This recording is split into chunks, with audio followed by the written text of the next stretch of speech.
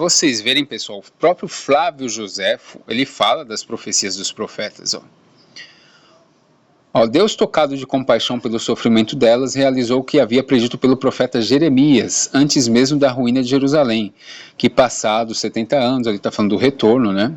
Ele predisse por meio dos seus profetas, falou também de Isaías, né?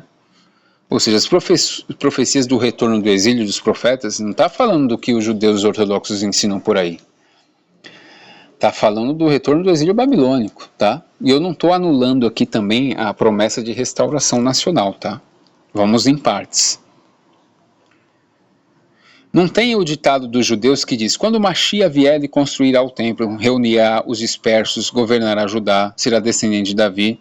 Então, Zorobabel fez tudo isso, pessoal. Vocês entenderam?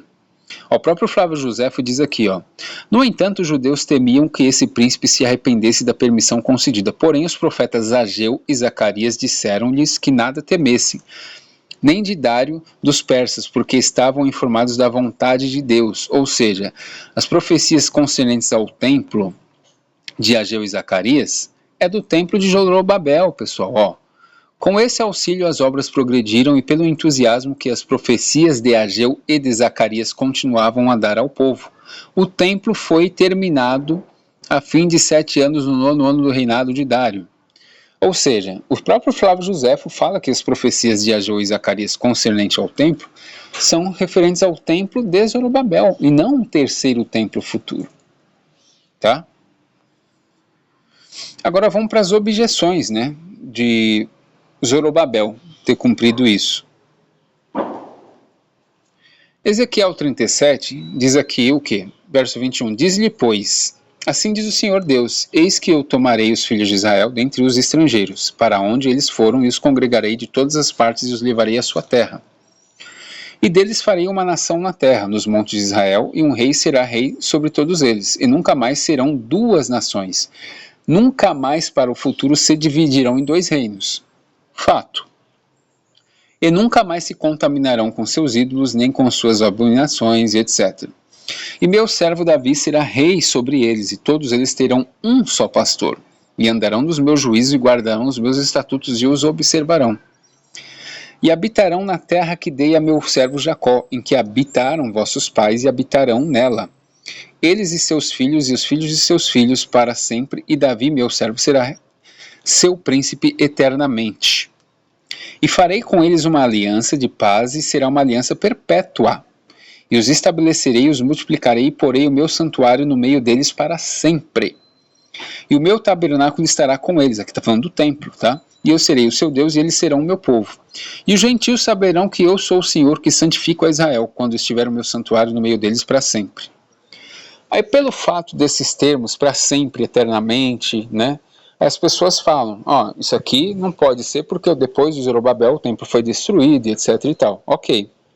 Só que as profecias também, pessoal, são condicionais, tá? Vamos trabalhar primeiro a questão do para sempre e nunca mais. A expressão para sempre e nunca mais. Esse termo para sempre, não passará e etc.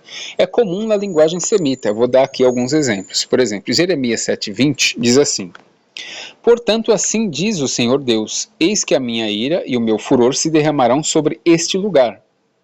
Falando de Jerusalém, tá? Sobre os homens e sobre os animais e sobre as árvores do campo e sobre os frutos da terra, e acender-se-á e não se apagará. Aqui em Jeremias ele diz claramente que o fogo não se apagaria. Porventura ele não se referia ao incêndio causado por Nabucodonosor?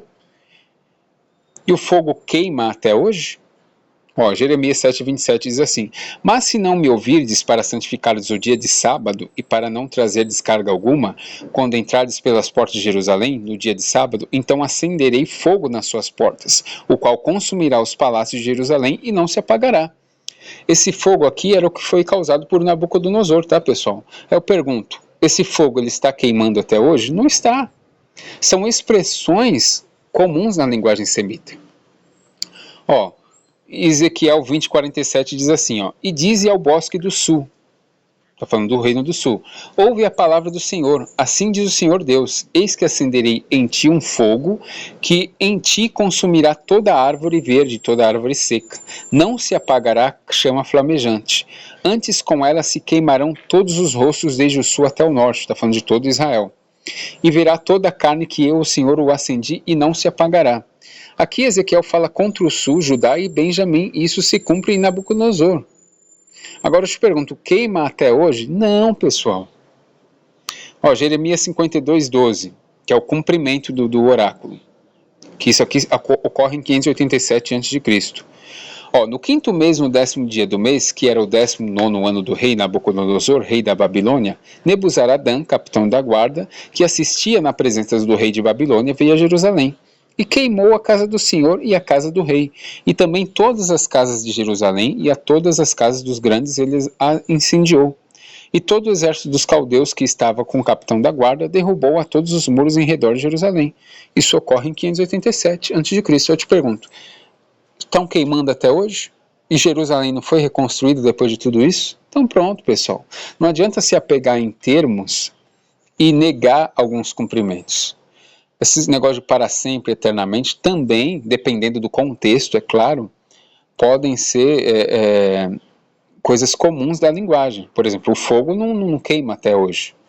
Jerusalém, depois que foi incendiada pelo Nabucodonosor, ela foi reconstruída. Então, para sempre, eternamente, depende muito do contexto. E essas profecias, elas são condicionais também, tá? Agora a gente vai dar mais exemplos aqui de expressões exageradas na Bíblia hebraica.